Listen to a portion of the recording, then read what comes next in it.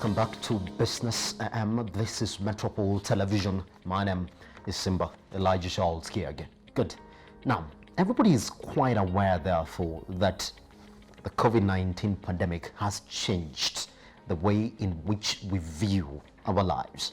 It has changed the way in which we view our families and friends. It has changed the way in which we view our economies and markets. It has changed the perspectives of many. This morning, we do have families who their loved ones are already infected with COVID-19 in the country, the 42. Good thing is, or bad thing is, it is up to them now to take proper measures not to be among the numbers. The bad thing is, they're not even allowed to go closer now. It's a time when you're supposed to love your family by staying away from them. But other than that now, places like USA and Italy, Spain and Iran are now recording exponential numbers of deaths as regards the COVID-19 pandemic. The people in the front line, I'm talking about the nurses and the police, who are supposed to enforce these drastic measures, are also getting infected and testing positive of this pandemic. Other than that, the fear here locally, therefore, is that I might be the one who's next in the line, or this change in life, the things that I'm used to, once they stop, what is going to happen to me? People with mental issues now have to be taken care of more than ever. To help us understand exactly how you need to carry yourself mentally, therefore, in the wake of this COVID-19 pandemic in the country and the world as well, we do have Rosemary Kungu, who's a psychologist. She's gonna pretty much help us understand the areas you're bound to get affected and how you're supposed to carry yourself throughout this COVID-19 pandemic. Hopefully, we shall be talking of reduced cases and also the pandemic coming to an end before it's too late for most of us. Rosemary, thank you very much for joining us this morning. Thank you. Let's understand, therefore. I just want to start from a very basic level. Yeah. When we look at people now mentally, therefore, and exactly how they're getting affected by this COVID-19 pandemic, what do you think the effects are going to come from most when it comes to the mental issues around the life change? I think people at this moment are in fear. Yes. They have anxiety. They are panicking because, I don't know whether I'm going to be the next person. I don't know what is going to happen to my business because businesses have gone down. Yes. Jobs have also been shut. Yes. So people are in a lot of fear. People are in a lot of anxiety, intense worry, and panicking. And that is the state the Kenyans are in right now. Yeah. So let's address, as a psychologist, when somebody comes and tells you, Rosemary, I am afraid. Yeah. I am worried. How do you start addressing this fear? Because I can tell you in person also, as we speak this morning, Rosemary, I am worried. Yeah. I've not been having the mental capability that I've been having before the COVID-19 pandemic. Because every day I'm waking up with this fear. Yeah? How many numbers? Keep on watching telly. So when somebody tells you, I am afraid, how do you start to talk to me, Rosemary, this morning, and anybody else who is within this state? The first thing I would advise everyone to be calm because the situation is with us. COVID-19 is here with us. Yes. So the best thing is to be calm. And once you're calm, you get reorganized. So for me, I would advise most of the people to pause and breathe in deeply before anything else, because that way it helps you to reorganize yourself and even have rational thoughts that comes into your mind.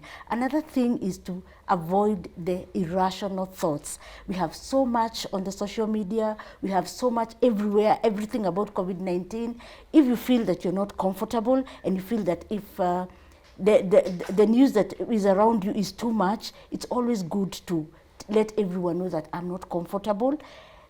always have and remove anything that gives you the panic. That is the irrational thoughts. They're negative thoughts. You know, I might start thinking I'm going to die. I may be the next one. I don't know what is going to happen to my children. All those things. People have children who are having are all over. So it's good to keep away from the irrational thoughts. Those are the negative thoughts that comes into our mind. And you know, when the negative thoughts come into your mind, they start destroying you. And fear is worse than COVID-19. Yes. If I get fear, I might even die before I get the COVID-19. Isn't it? Because now fear is the main thing, isn't it? Yes. Yeah. All right. Now, I know you've looked online. No, Kenyans like joking about serious matters, and I will tell you that. Because if you look online now, you're seeing a lot of memes about how now husbands now are going to spend more time with their wives. They're like, there's no excuse to leave the house anymore. Yeah. Yeah? So now address these people therefore, and I want to understand now, people now having to stay together. Yeah. Funny enough that even family members, because of the way in which we positioned ourselves, our lifestyle, our work, we don't get to spend much time together. It's now that people are realizing, so my wife is like this, so my kids are like this. How do they start to adopt to this new lifestyle? Living together as a family. Is there like a timetable? Is it like a schedule? Like we wake up like this, we end the day like this? Yes. It's a good opportunity though, despite the virus that is around. But I would advise people not to be judgmental. Try understand everybody, because everyone is, as we have used the word fear, everyone is fearing. Everyone has, the epidemic is too much on everyone. So the stress would be on everyone. I repeat again, people need to be calm. People need to, have pauses. People need to take in deep breaths that will help them relax, so that they may be able, whatever you're doing, you will do it rationally and not irrationally. So the thoughts are the most important thing right now for everybody, even for the family members. And it's also a good time that, don't concentrate too much on the COVID-19. Concentrate on things that you can do, the activities that the families can do together. We have, we can, put music and dance together that will divert us from the COVID-19. And that distraction is healthy distraction that is very, very important for the people. We can, the things we used to do long time ago, we can get skipping ropes, provided we are keeping precautions. Go to the car park, jump, skip. It removes you all from the social media work, all from the other things. It distracts you in a very healthy way. So are you sort of trying to say that don't concentrate on the news around you, around COVID-19, and sort of concentrate on yourself? Yes. Like, what can I do now? Yeah, what can I do now? But listen to the positive thoughts that will bring you in a positive way. But if you concentrate on the negative, as you've said, people are making so much fun, things that, I saw one thing on media that, there was an old man and an old lady, they are winding the maize together. Yeah, but that's a thing, isn't it? Yeah. It's a thing that you can do. Yeah, that's a thing you can do. Okay. People laughing at it, but what you gonna do? Yeah, it's important. It's important. If these two people, the couple is a farmer, so you can imagine. So it will help them divert. But concentrating it's good to watch news. It's good to know what is around you, but don't put too much concentration. Pick a time for them. Yes. So are you saying that right now it's very important therefore for you to sort of organize your day and say that I'm going to wake up like this, between this time to this time I'll be doing this, between this time I'll be doing this, isn't it? So sort of organize yourself around that. I also wanted to talk to you about a certain perspective before you actually get to address therefore the stress that's associated with those people who already have the virus, or the people who their close friends have already tested positive and they did know very well that we came in contact with this person and it's not even 2 weeks before I would say that I'm actually negative. There's this perspective therefore that is also coming up that, well, I have to now mingle with my kids. Rosemary, you do know now that all schools are closed, so your teenagers who you've left for your teachers are right at home with you. Your small kids we left for the daily cares that we normally leave for them before we go to work are right there with you. You don't realize that yes, that parents actually do also take their kids to school, and they get to spend a little time with them. In fact, it's during school closures, 1 month, and then they are off again. Are you going to talk to parents this morning? Are they going to start learning new ways, therefore, to interact with their kids? Yeah. They need, as I've told you, they need to get healthy distractions. Yes. And this is the right time even to learn their children. Yes. There's so many things that they can teach their children. For the adolescents, the boys and the girls, they can have time in the kitchen, be taught how to bake. The men, the big boys, would be taught maybe how to change tires outside. You know, things that the parents have not been doing, that will also help the children and the parents get distracted from the whole situation. Because you might get too focused on something and live with it. Now, there's another perspective as well. The weekends are here, and you got to spend the whole weekend in the house. Number one, there's not going to your hotel because it's closed. There's not going to your park because it's closed. And there's not going to church, Rosemary, because your church is closed as well. How do we address social activities now? Because with this curfew now and with the closures, therefore, of these places, it means that we got to spend in the house again. So talk to me about a typical Saturday or Sunday for a Kenyan family. What they say, why are they expected to do to complete the day? Because now, Rosemary, that is a complete day together with your family. We have the Bible stories, we have DVDs, we have movies you can put for your children to watch together. And that is a way that, you know, it brings you together prayerfully. You know, we also have, as I said, we have music. We can put music and dance around the house. You time you're back, it's already lunchtime. Have your lunch. Again, the children now can be able to sit down and even do their e-learning, because I've seen most of them are doing e-learning. Then around 4 o'clock, have your tea, and again, evening, sleep.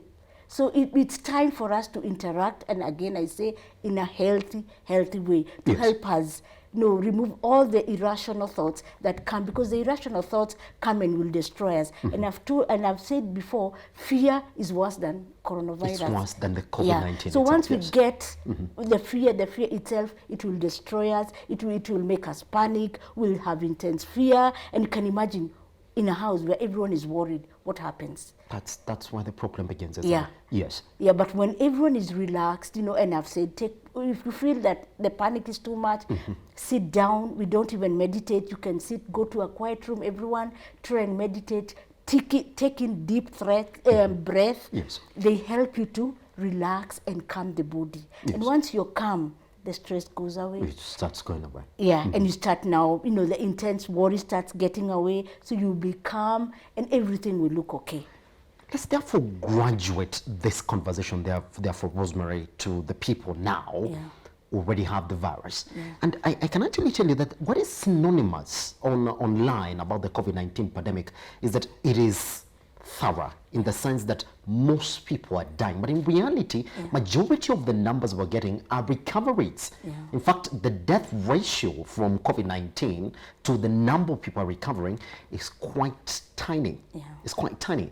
But therefore, there is that fear that I might be among the people who are going to succumb to COVID-19. And I do know that Kenya recorded his first case, the 66-year-old man who died. So let's go back, therefore. Let's understand, therefore, what are the effects of stress? Because we gotta tell people that if you start stressing yourself, this is exactly where you're headed, so that they know.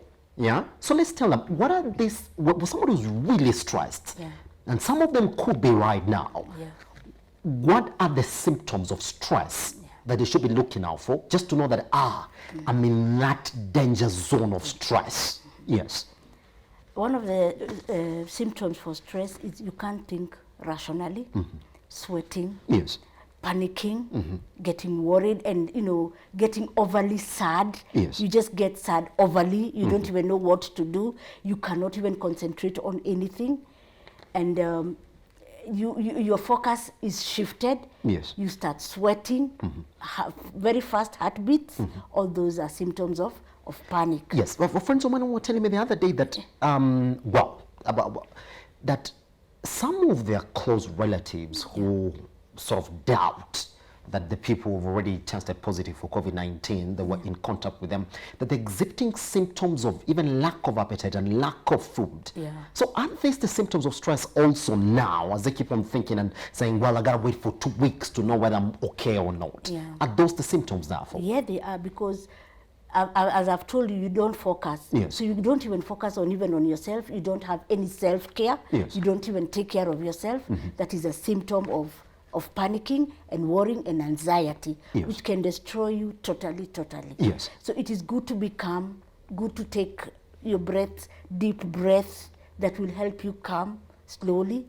And that way you'll be able, and it's also good to know that it is not your fault that you have the virus with you. Yes. So, and when you're healing, it's also good to let the process, be patient with the process. Don't force Yes. the process, the healing process, because we know that healing is gradual. I see that. And you know, the emotions that come with the healing that are volatile, like being overly sad, because I know that I have the virus. I don't know what will be there tomorrow. I don't know whether I'm going to be there in the next, 5 minutes or 10 minutes. I don't know whether I'm going to die in the next 1 hour. So you end up being overly sad because of the virus itself. Yes. Yeah. All right. It's a good thing that you've actually now spoken to the guys who already have the virus themselves, therefore. And now, another area that has come out also is the guys now working the front line, because that's also a thing now. I was talking about this morning.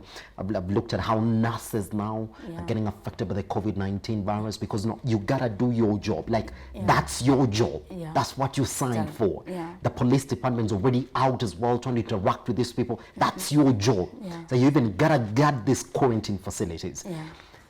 That also brings innate some sense of stress as well. Yeah. How are these people therefore, Rosemary, are working the front line? And remember, there's because in the next question I'm going to ask you now is how we're supposed to relate to our friends. The best way we will get there now is how are these people working the front line? How are they supposed to approach life from a mental perspective? Because here's the thing. You need that money. That's your job. You got to do it. And remember, when you're doing it in that process, it is called an immediate isolation. You can't go home, Rosemary, because your family is there. You also love them. So how are they supposed to approach life in that sense? The first thing is to self-care yourself. Yes. Take precaution very well, because you have to really adhere to what the government has told us to adhere. Yes. That is what I call self-care. Again, you have to love yourself. I see. Don't expose yourself. Even if I'm on duty, I really need to love myself and parent myself. Me as Rosemary, being a nurse, I need to parent myself, not to expose myself, because that I have to take care of the other people who are sick. Yes. The next thing, I need to be focused when I'm doing my duty, because once I lose my focus, I will also lose even my self-care and everything. And relax, another thing that I like using a lot, relaxing, because once you relax, you are able to organize yourself and you're not able to just rush and do things. If you feel that you have a burnout, it's also, that's part, that maybe you've worked for 24 hours. Yes. It's right for you to take a break. And that's why I call it self-care, because I need also to take care of myself. As I take care of the sick people, I also need to be on my number one priority. Yes. Yeah. Right now, another support system that we have, Rosemary, are our friends. And some people are much even closer to their friends than they are to family. So now, but that presents itself a challenge that you're not supposed to meet your friends now. In fact, if you love your friends, then don't meet them now. That is also another disconnect that we're seeing now. So how are you supposed to relate to your friends? Which friends are you supposed to relate to now? That's the question. And what sort of conversations should be promoting among yourselves as friends? We need to promote conversations that are not inciting panic within ourselves. Yes. We find that we have a lot of things on social media, we have a lot of things on, everywhere. So we need to give messages that give hope and encourage. For the people who are sick, we cannot be able to visit them, but we can simply call them, keep knowing how they are doing. Since we cannot be able to, keep encouraging them, let them know that we are there for them, we are there as their support system. That way it will also help them to be able to push on and have, the hope of even healing. And hope is everything. If you lose hope, you're done. So if I'm So hope is everything, isn't yeah, it? hope is everything, even in this situation. Because it is a situation, but I might not know Yeah. who I'm gonna meet next. Yeah. I might not know whether I have it right now. Oh, yeah. Rosemary, isn't Yeah, it? Because yeah. I've not tested myself. Yeah. So it's the hope that while I'm fine Yeah. and everything is gonna be fine. Yeah. That's what carries the day. Yeah. But when you explain hope, Rosemary, it's not something simple, Yeah, yeah. isn't it? Yeah. So what should carry one right now? Just talk to me deep about that hope. Because that's where the thing is. Yeah. Because all of us are believing, well, we're going to be fine. Yeah. But to the point that I was speaking to my mom yesterday, Yeah. and then in my county, they've been told, avoid the people from Nairobi as much as you can. Yeah. Because that's the epicenter of the infections in the country. Yeah. That you gotta avoid them as much as you can. So my mom was telling me the other day, like, well, Simba, I love you very much. And I will call you every day. Yeah. Yeah, I know you're a young man, you might be having it. Yeah. You might not. Yeah. That's what I'm praying for every day. Yeah. But my fear is that I don't want you to come home. Yeah. Because then I also want to see your kids and all that, Yeah. isn't it? Yeah. So, but it's that hope, therefore. Yeah. Talk to me about that hope. Like, what should be hanging on to? Yeah. What are the things around us that we should be hanging on to? We have something that is called the negative bias. Yes. The negative bias is just like the savings we put in the bank. I see. And for everyone who has savings, that is what they're using right now. Because that's the emergency I kit. see. You get? Yes. So for me, I would encourage everyone to have the negative bias. Yes. Put it, everything that is negative away. Concentrate on things that are positive. That is what we need right now for the emergency. Yes. Just like the way we use our... Once maybe I've worked for 10 years and I've lost my job, my savings are what supports me. So the negative bias is what supports us right now. Yes. Because that is our emergency kit. Yeah. All right, therefore, Rosemary, this has been a very interesting conversation this morning.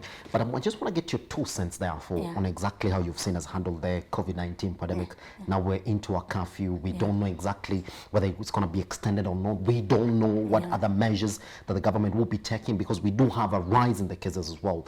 Now we're standing at 42. Yeah. How does it make you, how is the curfew making you feel? How are you dealing with it so far? It's been 3 days down the line now since we started the curfew. Have you been handling it properly? I've been handling it properly, but I feel that maybe the government needs to, to put the police officers during the day so that they can be able to help the citizens observe the precautions, because somehow the citizens are waiting for the police to see what they're going to do. If it's 7 o'clock and I'm on the road, so what happens? But if the policemen are friendly to the citizens and be able to help them, carry on the precautions, keep away the crowds, because we need to carry on with our lives in one way or the other. Yes. Observe, washing your hands, carry sanitizers in a friendly manner. I think we'd see it on a different level. Isn't it? Yeah. As opposed to the chaos that we've Yeah. also been seeing now. Yeah. But we should be involving the police force in also enacting these measures. Yeah. And helping, this sort of, I was like mass education. Yes. Because that's exactly what we're saying is a bit lacking now Yeah. from the Kenyan citizens as well. Like the importance of just keeping that curfew. Like yeah. why it's very important as opposed to enforcing it now. Good. Thank you very much for coming. I know many people have listened to you, and you've actually helped a couple of them who are wondering, like, what is the next step for me? Because that's the talking point right now. All right, now you do know. There's no need to stress yourself. The thing is, nobody knows who has it, because what we do know, the numbers that we've tested as a country are quite minimal. So now Rosemary says it's the hope that's going to carry you the next day. If your business is closing, it's the hope that things are going to get better. That's exactly what's going to carry you to the next day. And if you lose this hope, then you're into the red zone where you don't know exactly what's going to happen next. All right, now you do know. Talk to us, 2146. That is your SMS line at Metropole TVKE across all your social media platforms. Any questions that you may have right now on exactly how your psychology and your mental status has been affected by COVID-19 pandemic, we shall be sending them all the way to Rosemary Kungu, who shall be responding to you as well. All right, thank you very much. We take a short break. Once we come back, let's talk to you about more business issues this morning.